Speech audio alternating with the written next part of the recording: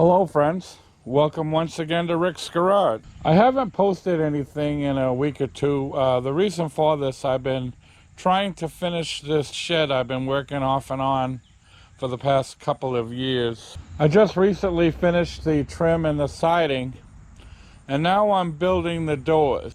So I went on YouTube, thought I would look up how to build garage doors. And I stand here to report that there are hundreds of videos on how to build garage doors, hundreds of different ways. So I thought it would be fun to add my version of how to build a garage door into the mix. Like I just said, there are hundreds of different ways to do it by hundreds of different people, and I'm sure I'm going to get hundreds of you commenting on my channel that I'm doing it wrong. So anyway, for what it's worth, I'm going to show you how I'm building my garage doors. As you can see, the one to your right is done and the one to your left is still under construction. To start out, I'm going to show you what the doors are made of. It's just ordinary pine. These here are 1x8s. There are 6 of them. So in this case, this door is some about 63, 62 inches wide. So one 8-footer would be enough to make 3. So you need 2 8-foot, so 1x8s by 8 feet. You need 2 of them.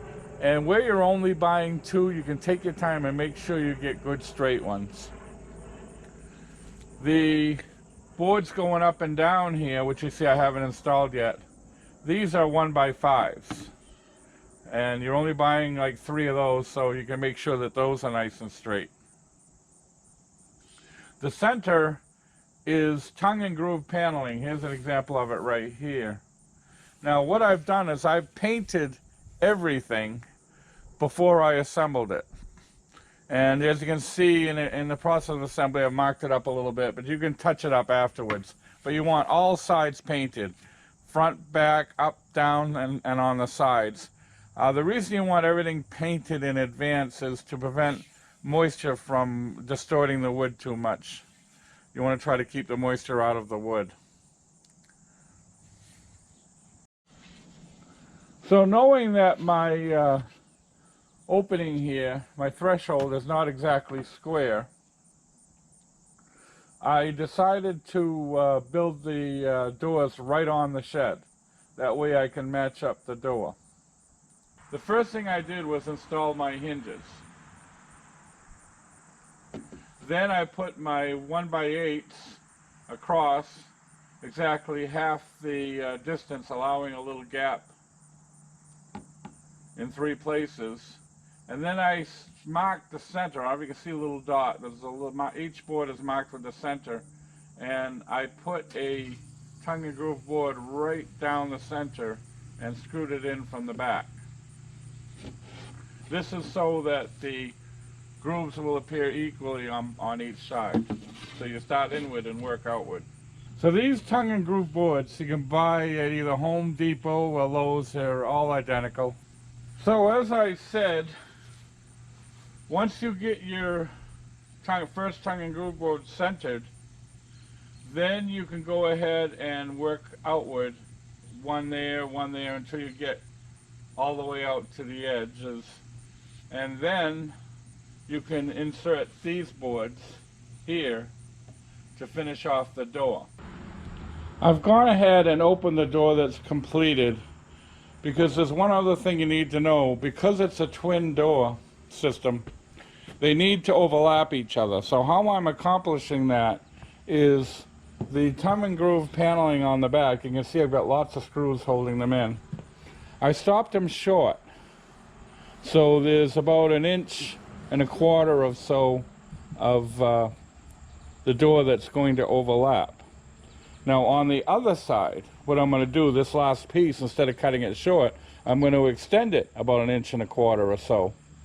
And that will allow the 2 doors to overlap just simply by making the tongue and groove paneling short on one side and extended on the other side.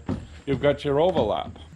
Don't be afraid to use a lot of screws. I've got 4 screws in each one of the tongue and groove paneling where the cross boards attach. That'll prevent it from sagging. And don't be afraid to use a clamp to clamp these together. Now don't glue these. If they need to shift a little bit, they should be allowed to do so. Allowing for expansion or contraction. Make sure everything is painted. You want no bare wood exposed anywhere. So the backs of the boards are painted, the fronts of the boards are painted, even the ones that aren't going to show are painted. The tops are painted, the sides are painted. That'll help keep the moisture out, and hopefully they'll not warp all over the place. Time will tell if they do or not. So friends, once you've got enough of this Knotty Pine paneling secured to make the door stable so it's not going to move again, then you can go ahead and mark up your 1x5 inserts. As you can see here, I've clamped a board on. Take a nice sharp pencil and just draw your line. It'll give you the perfect dimension and the perfect angle to match that up perfectly. And then you can go ahead and cut them, number them, measure all 4 of them that way, number them, and once you finish putting the panels on, then you can stick them right in place and they'll fit nice and tight. Now I'm putting in my 1x5 inserts, and once you've done this, you're pretty close to being done. Okay, and I'll screw in the bottom piece, match that up. There we go.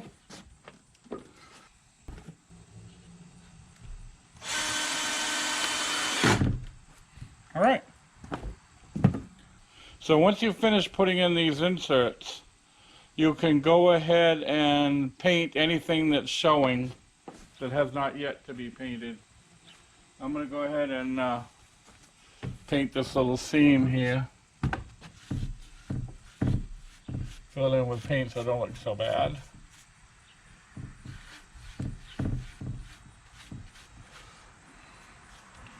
And like I said, I'm going to go around all the areas that have been cut. I'm going to seal them all with paint. So it just remains to put on the rest of the 1x5 inserts all the way around, and choose whatever type of hardware you want to latch the doors. Well friends, it's been a little while since I started this video. The reason for the delay, I built these doors in midsummer. It was very hot out. And now it's 6 months later and we're in a winter storm. And the reason for the delay is I want to show you how well the doors held up going from hot weather into cold weather. You can see my 2 German Shepherds are out here having fun in the snow. Hey you guys, knock it off. So I'm going to go get a shovel and we'll see how well these doors function in cold weather. Alright, I'm going to shovel here in front of the doors, see if I can get them to open.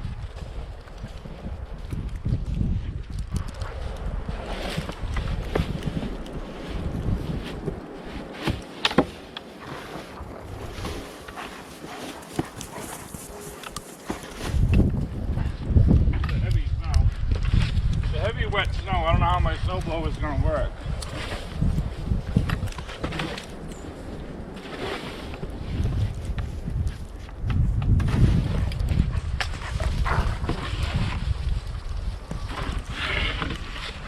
Okay, let's see if they'll open. Very nice.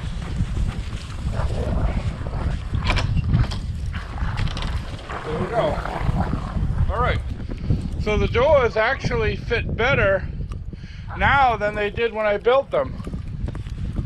The other thing is I never showed you what I use for latches, so I'll show you now. I'm going to bring the camera a little closer.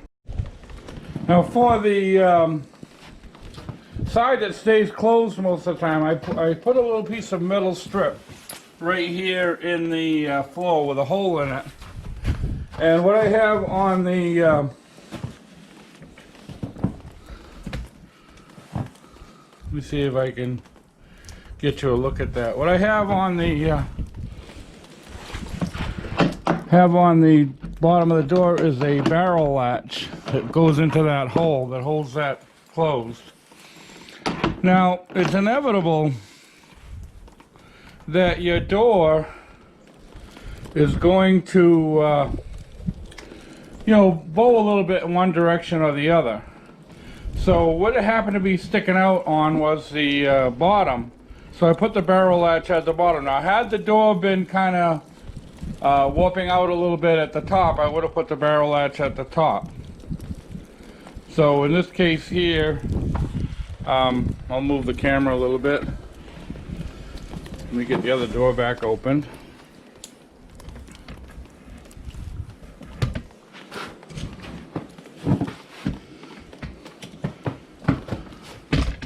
So in this case here, when I close the door, just simply drop the barrel latch into the hole. I don't know how well you can see that. It's kind of dark in here. For the other side, what I did is I put on a D-type latch that when you close the door, you can, hopefully you can see that. When you close the door, you just turn the knob and it connects to each other. You can see everything is nice and flat together. Now, one thing you can do, so you take care of any bow by where you place your barrel latch. Now, on the other side, if it happens to bow one way or the other, you can take a little, let me show you this. On the other side, if one side or the other happens to bow out a little bit, temporarily you can put a little piece of wood there to kind of hold them together. Now what happens is wood has a memory. So if you hold it in a certain position for a length of time, it will learn the position and it will not vary from that after a while. You can see when I remove that little thing, I don't even need it there anymore. But when I remove that, the door still stays in place. So these doors, like I said, actually fit better now than they did when I put them on this summer. So I think painting every single piece up, bottom, and inside and out helped out with that. So I just wanted to show you how these doors actually held up. And I bid you farewell from a snowy Massachusetts, where my two dogs are having a good time running around in the snow. I don't know how much longer it's going to snow, but looks like they're having a good time in it anyway. All right, you guys, knock it off. We're going in. So I want to thank you once again for watching Rick's Garage. And it is my hope to see you again very, very soon.